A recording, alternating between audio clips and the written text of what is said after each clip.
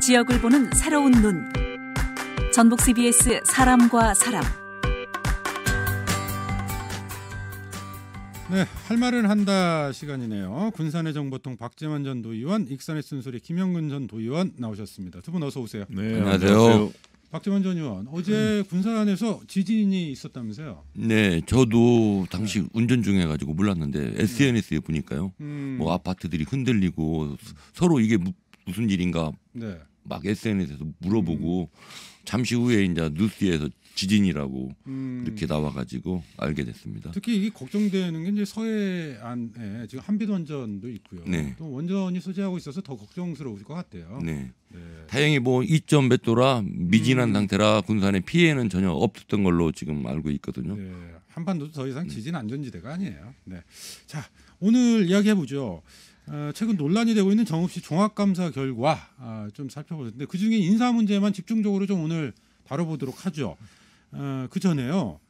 이 종합감사 이게 전라북도 종합감사 결과가 지금 정읍시 여러 가지 행정에 문제가 있다 이런 게 나온 거잖아요. 네네. 근데 전라북도 종합감사 이 성격이 일단 궁금해요. 이게 뭐 1년에 매년 하는 겁니까? 아니죠. 전라북도에서 시군을 대상으로 하는 감사는 정기감사라고 하거든요.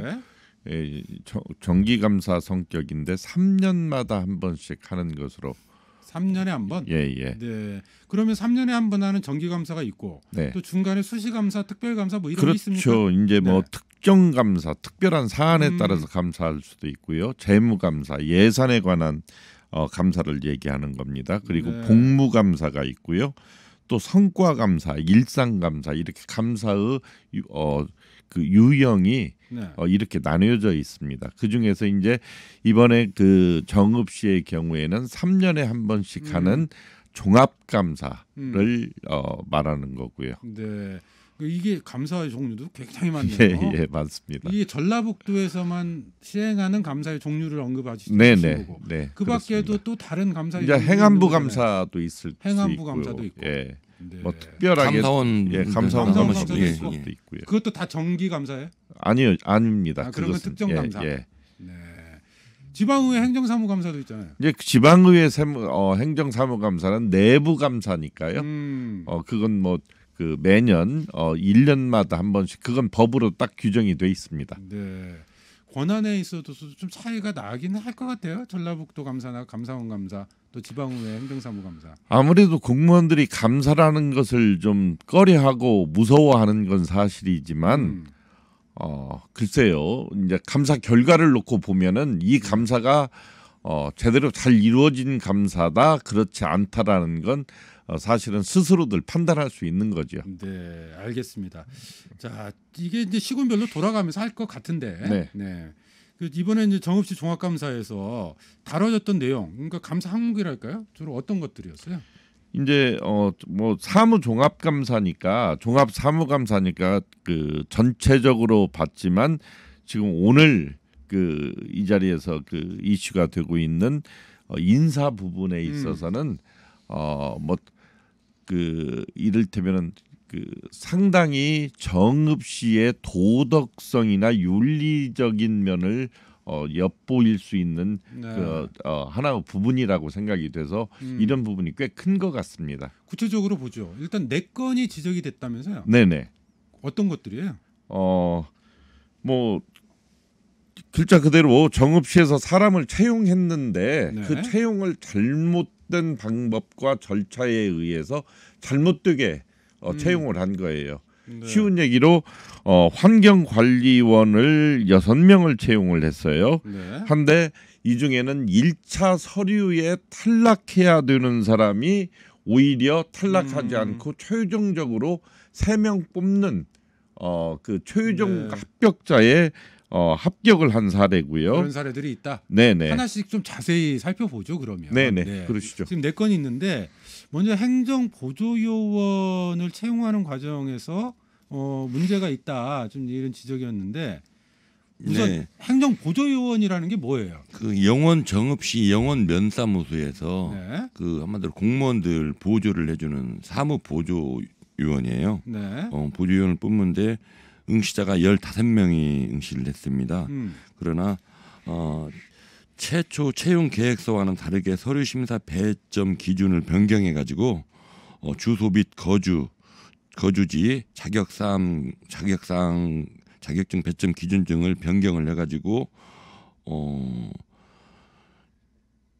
한 분을 뽑았는데 그거 역시도 이걸 변경하지 않았으면 5등 가는 사람인데 그걸 변경해서 1등을 만들어 가지고 한 명을 뽑은 걸로 이번에 도감사에 지적 사항이 있었습니다. 그러니까 행정보조요원이 뭐 이게 지금 그 상용직은 아니고 네. 뭐 일시적인 네, 그렇죠. 직무인가요? 공무직이나 기간제 근로자. 기간제 근로자. 네. 네. 그렇죠. 근데 어쨌든 뽑는데 한 명을 선발하는데 15명이 응시를 했고 네. 그러면 이 그 심사를 하는 과정에서 이제 배점 기준이 있는데 네. 당초 있던 기준 자체를 중간에 바꾼 거예요? 네, 그렇죠. 이런 경우가 좀 뭐 있습니까? 종종 뭐 심사 중간에 배점 기준을 바꾼다거나 이런 게? 그러니까 예를 들어 면사무소의 행정보조위원은 보통 면장이 보통 이렇게 면접을 보고 뽑거든요. 네. 그렇다면 꼭 뽑아줘야 될 사람이 이렇게 부탁이나 예를 들어서 뭐 지시가 내려왔다면 그 사람을 1등으로 만드는 거는 공무원들이 공무원 그 세계에서는 자주 일어나는 일이거든요. 네. 더군다나 그 배점 기준이 주소 및 거주지 그다음에 자격증 사항이라면 그래서 우리 영업면에 근무하는 사람이 배점이 10점인데 그걸 한 2점으로 내리고 네. 자격증 있는 사람이 15점인데 자격증 가지고 있는 점수를 5점으로 내리고 이렇게 조금씩만 바꾸면 5등 1등 가고 1등이 5등 가는 거는 지금 한 명 뽑는데 15명이 응시했다는 건 경쟁률이 상당했다는 거예요. 이 자리를 원하는 사람들이 많이 있었다는 거고. 그렇죠. 근데 그런 배점 기준들을 물론 그 행정에서 자기가 원하는 인재를 뽑기 위한 기준을 둘 수는 있는 거죠. 예. 네. 근데 문제는 이게 심사 중간에 바꿨다는 거 아니겠습니까? 네. 그러니까 이런 사례들이 있냐라고 하는 질문을 좀 드려보는 거예요. 없습니다. 이런 사안은 있어서도 안 될 일이죠. 그러니까 사전에 배점 기준을 네. 알아서 따지는 것은 가능하겠지만 채용 공고에 나와 있는 그대로를 채용 심사에 적용을 해야지 네. 채용 공고에 이를테면 A 형식으로 채용 공고를 해놓고 B나 C 형식으로 채용을 하게 된다면 네. 그건 소위 그냥 한마디로 말하면 불법입니다. 네. 명확하게 불법입니다. 네, 불법이죠. 네. 그 여기에 대해서 어쨌든 정읍 씨가 해명을 내놨습니까? 정읍 씨 해명도 있습니다. 네. 이를테면은 이건 고의가 아니고 단순 착오에 의해서 그랬다. 행정상 실수다. 예, 행정의 실수다라고 했는데, 그러니까 그 담당자 업무 미숙이다라고 했는데, 네. 그 업무 미숙자는 공무원의 자격이 없는 거죠, 사실은. 네. 아니 그러니까 담당자가 업무 미숙으로 인해서 그러니까 실수한 거다. 네, 정읍 씨의 네. 입장은 서류 접수 과정에서 단순한 실수였고 지금 그 당시 국무직 채용에 관여한 그 담당 과장이나 팀장은 이미 퇴직한 상태이기 때문에 정확한 사실관계 파악이 어렵다고 그렇게 지금 해명을 했습니다. 네. 아니 어떻게 하면 심사 중간에 배점 기준을 실수로 바꿀 수가 있는 거죠?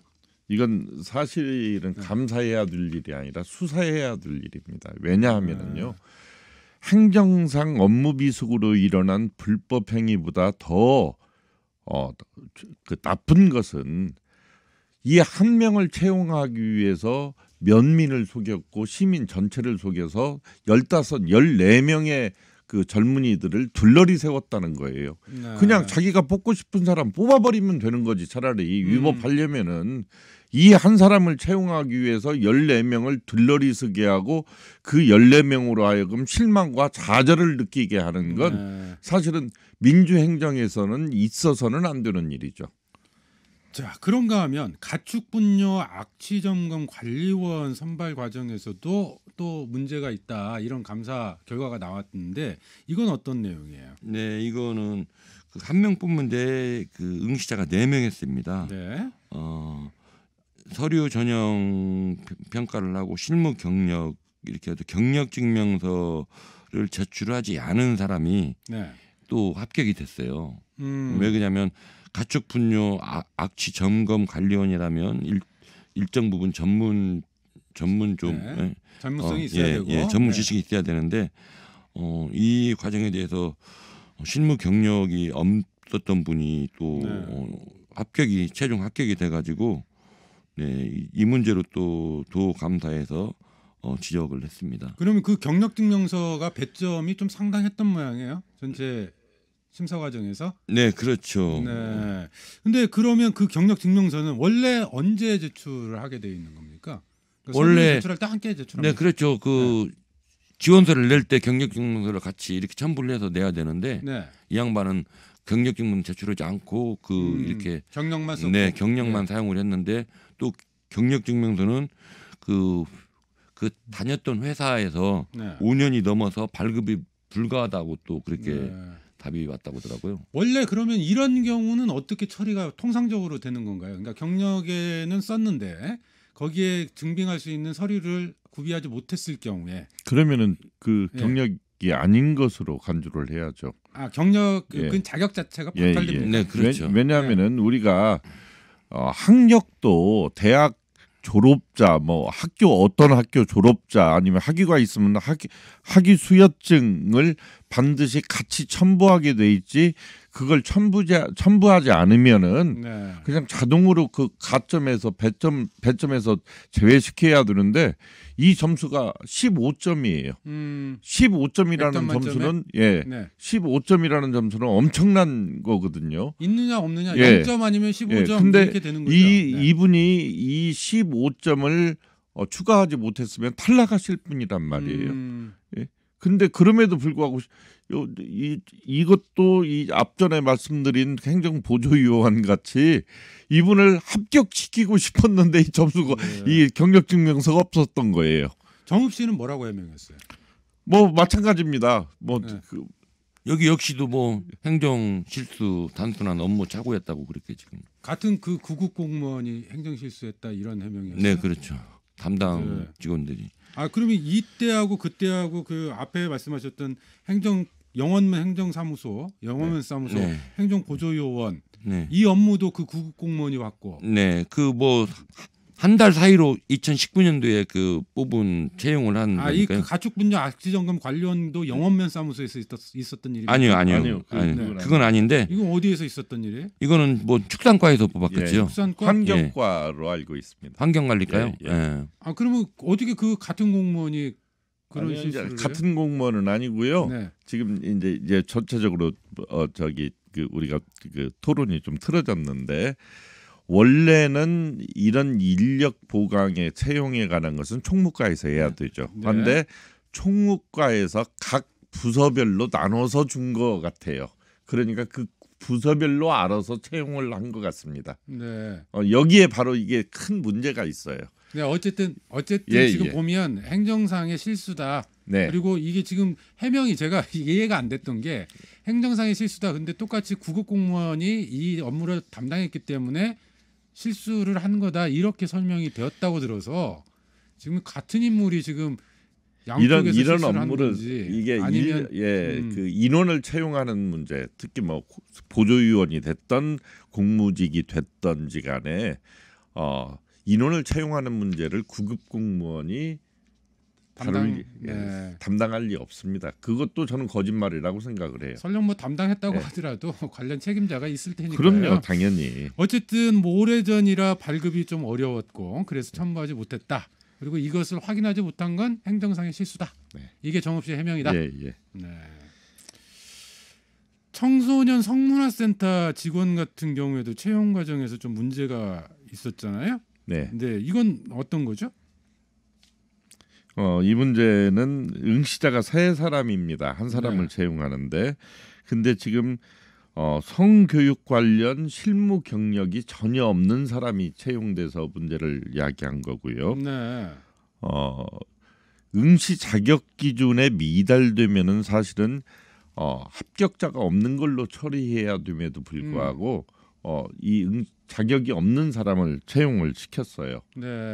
자격이 없는 사람은 환경미화원 앞에서 좀 이야기했었던 경우는 그건 어떤 거였었죠? 다시 한 번만 좀 정리해 주시면. 환경미화원도 네.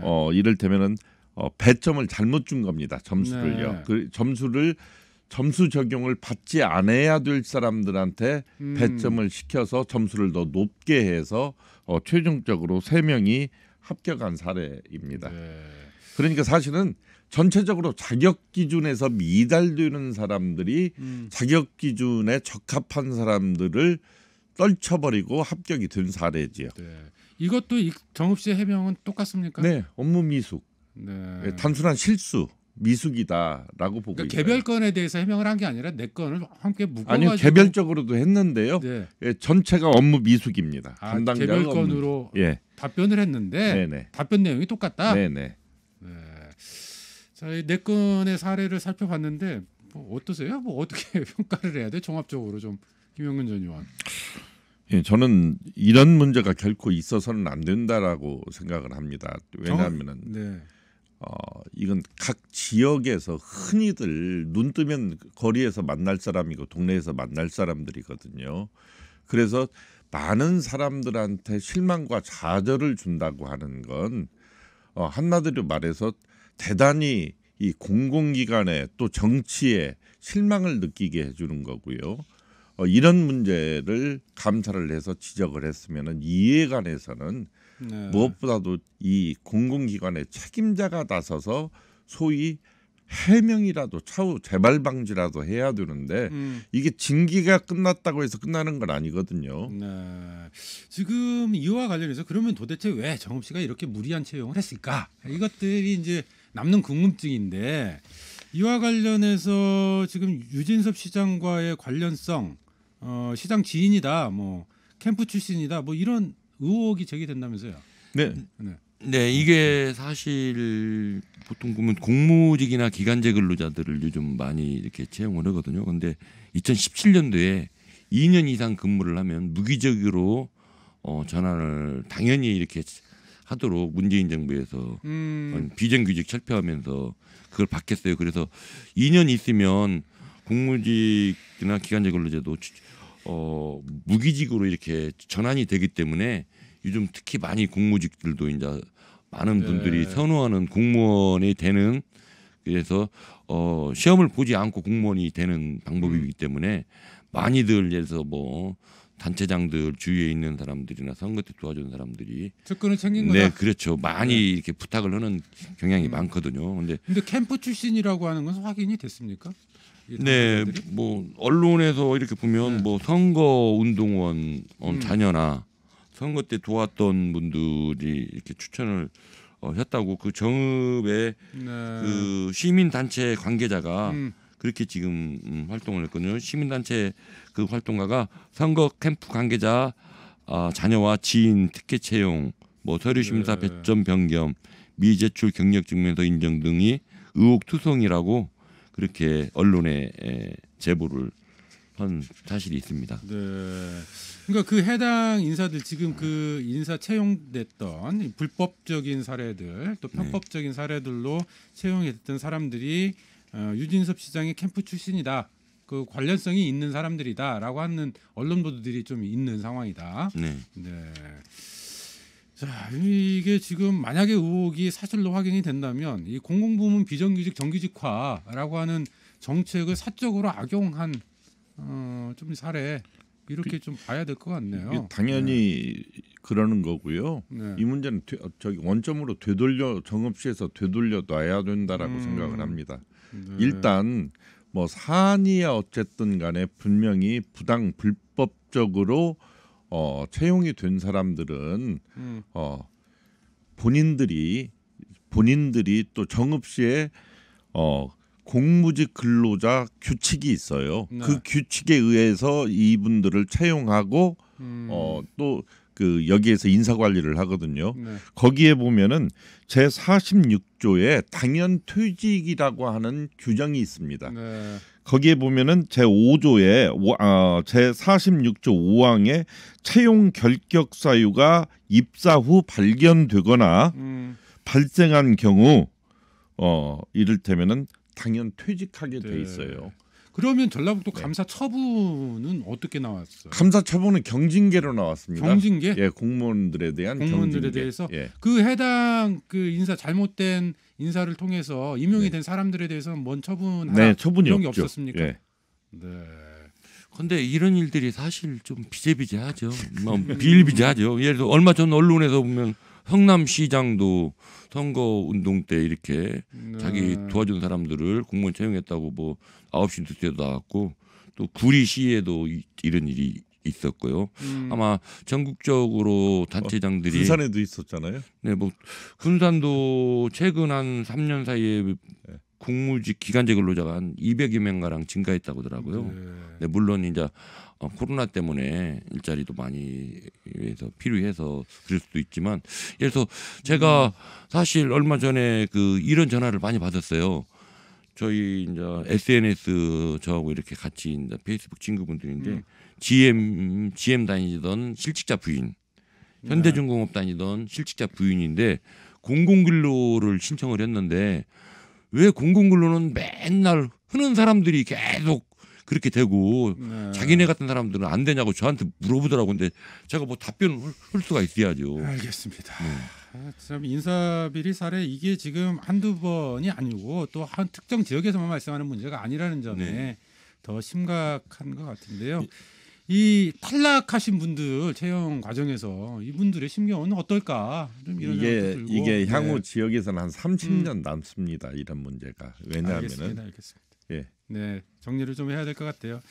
이 지방선거 앞두고 이 조직 만들어서 지원 받고 그 다음에 또 보훈 인사하고 이런 관행 더 이상은 좀 계속되어서는 안 되겠다 이런 생각이 들고요. 이런 일이 반복될수록 또 우리 사회 약자 비정규직들 더 위태로운 상황으로 내몰리지 않겠는가 이런 걱정도 한편에서 되네요. 할 말을 한다. 정읍시 인사 문제를 중심으로 하는 감사 결과 살펴봤습니다. 김영근 전 의원, 박재만 전 의원이었네요. 고맙습니다. 네, 네, 수고하셨습니다. 감사합니다.